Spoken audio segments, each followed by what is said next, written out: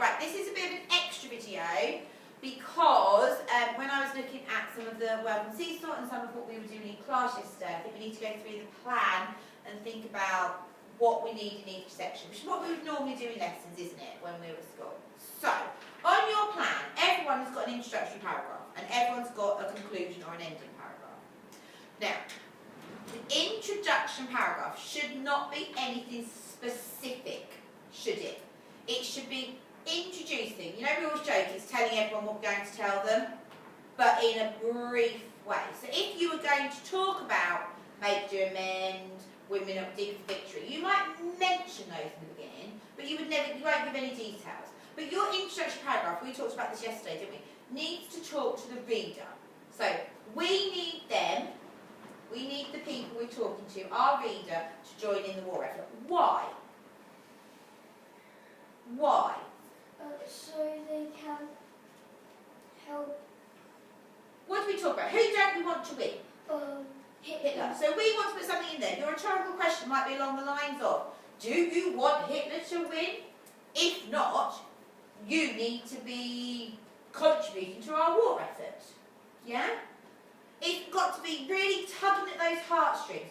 Remember, in our success criteria, our end task is persuading people to join the war effort, play their part. The purpose is make people do what we want. Okay, so we're really talking to them as higher up people, aren't we? We're in the government or something like that. We want everybody else to join with us because that is the only way we're going to win this war.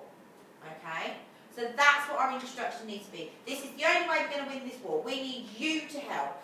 You know, we need to be supporting our army. We need to be providing food so our men can still fight and all that kind of thing. So really, you're really laying it on thick that you need them to do it.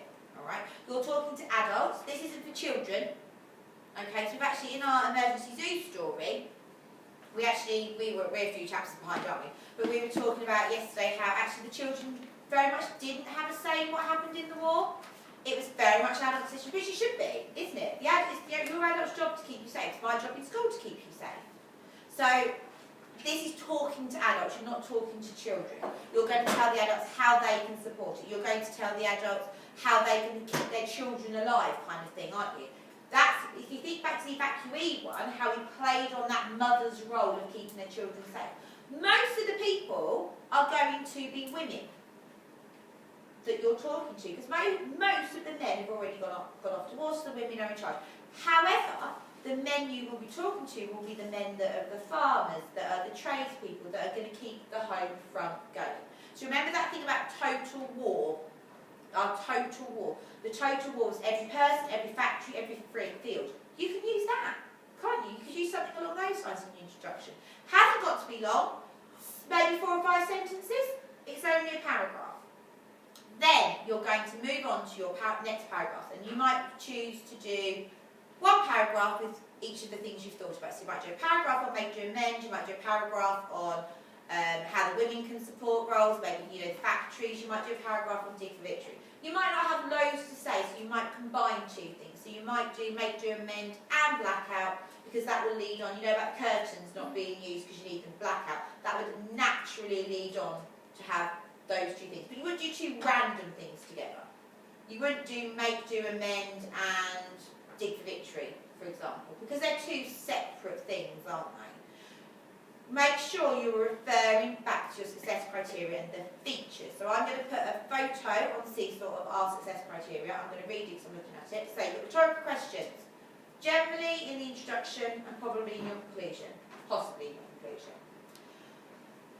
Exaggerated language. Remember, we need these people to support us. If not, we will lose the war and Hitler will take over and life as we know it will stop.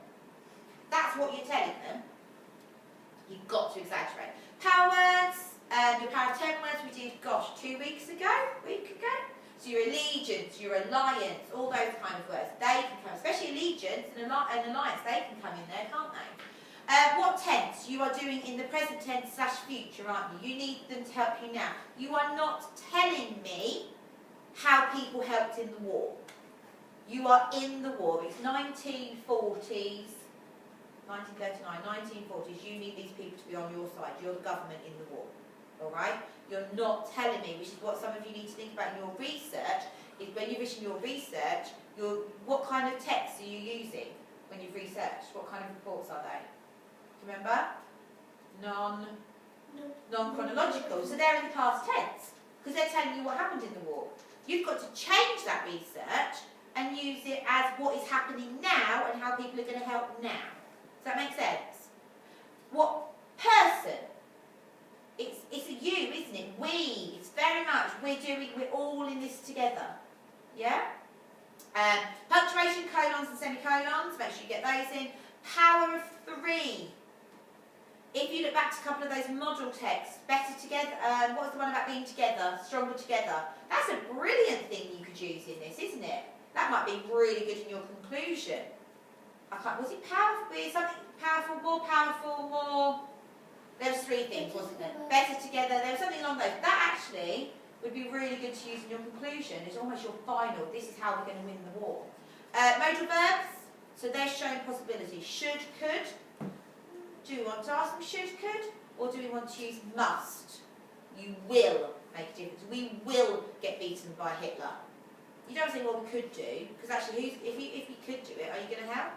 You must. And that's where your imperative verbs come in. Remember, they're 2 different things.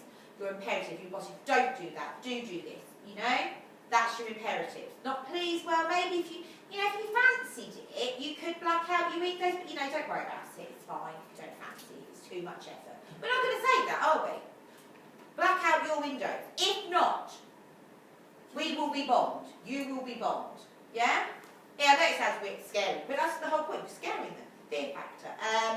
Parentheses, so what are your parentheses? Brackets, dashes, not going to sing on YouTube. Or from your Grammasaurus. They are to add extra information, okay? So you might do, for example, one of the model texts had the Nazi Party, in brackets, whose leader is Adolf Hitler. When you do those parentheses, you might get a relative clause in there. The who is Adolf Hitler, yeah? You might get some subordinate in there, some subordination, it's some subordinate clauses in there, and subordinate conjunctions. It might get coordinates. So you've got fanboys, you've got white bus, you've got relative clauses and relative pronouns, you've got parentheses, you've got colons, you've got semicolons, you've got rhetorical acts, rhetorical questions. You've got so much in there. Yeah? So, introduction, tell me what you're going to tell me about. Why do we need people? The general, you're introducing your piece. Your paragraphs, 1, 2 or 3, are specific. How? Use your facts, use your figures. Make sure you're still persuading when you talk about this is what we're going to do, not what happened. Your conclusion, draw it all together. Remind them that they need to be doing this for our country so we can win the war. Maybe get a power of 3 in there as well, but you're not putting anything new. You're not telling them anything new about what they can do to help. You're bringing it all together. So you're telling them what you've already told them. You're summarising. Yeah? Does that make sense? Everyone happy? Fabulous.